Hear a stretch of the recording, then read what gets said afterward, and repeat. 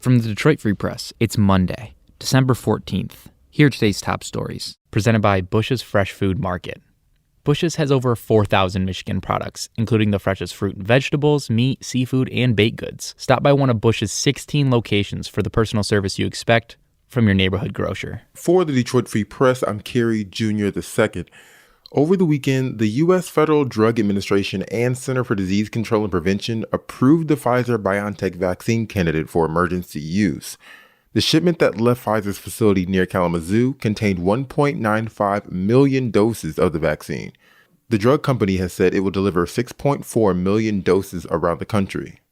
Michigan is expected to receive over 84,000 doses of the initial shipment. Metro Detroit County health officials are preparing vaccination sites. The TCF Center in Detroit was selected as a primary site to administer vaccinations. City officials say they hope to vaccinate 5,000 people a day. Oakland County plans to use its 5 drive-through testing sites. County officials say they hope to administer 4,000 vaccines a day. And Macomb County officials say they plan to use the Vercolen building in Mount Clemens to administer up to 2,000 vaccines a day. Governor Gretchen Whitmer announced Thursday she's creating a bipartisan commission to raise awareness about vaccine safety and efficacy. They'll help people across our state make our plans to get that safe and effective vaccine.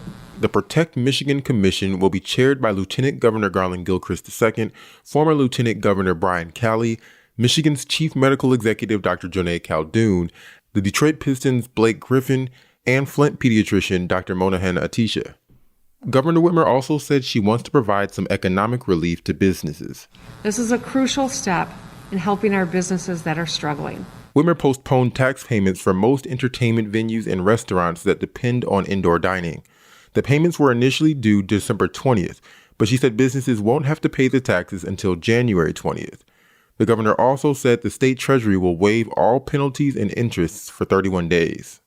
For more information on COVID-19 in Michigan, go to www.freep.com.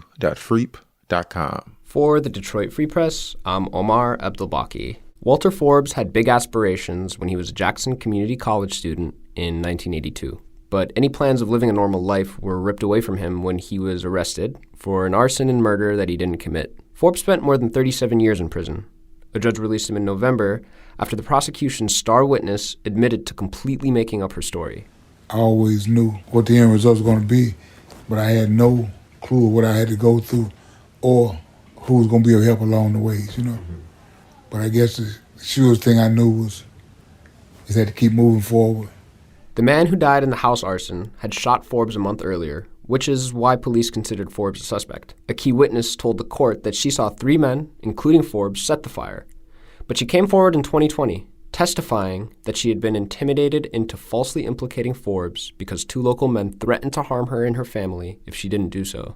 Even though it took forever, I would still be grateful that she did the right thing, That she did finally tell the truth, So who did start the fire? No one has been formally charged for it, but while Forbes was in prison, evidence surfaced that the fire was set as part of an insurance fraud scheme orchestrated by the building's owner.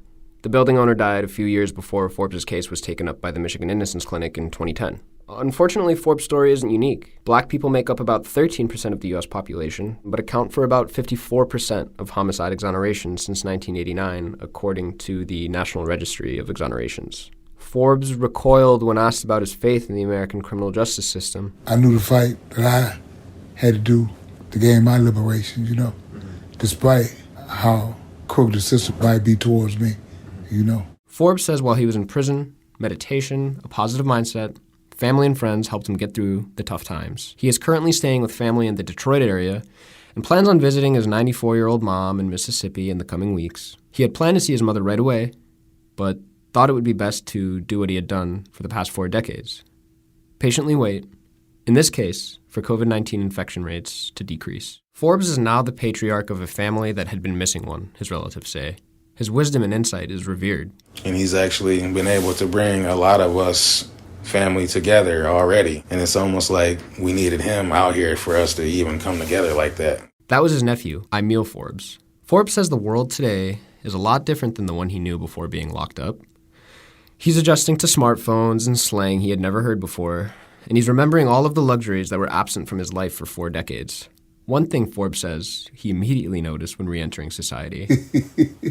It seems like some of the fruits are not as sweet as they used to be. A lot of fruits I eat, they don't seem like they had the sweetness that I remember them having. Forbes says his journey will continue, and in it, he will strive to find the most effective ways to help others. For more stories from the Detroit Free Press, be sure to check out freep.com. That's FREEP.com. If you're a fan and want to support our quality local journalism, subscribe. Go to freep.com/special offer.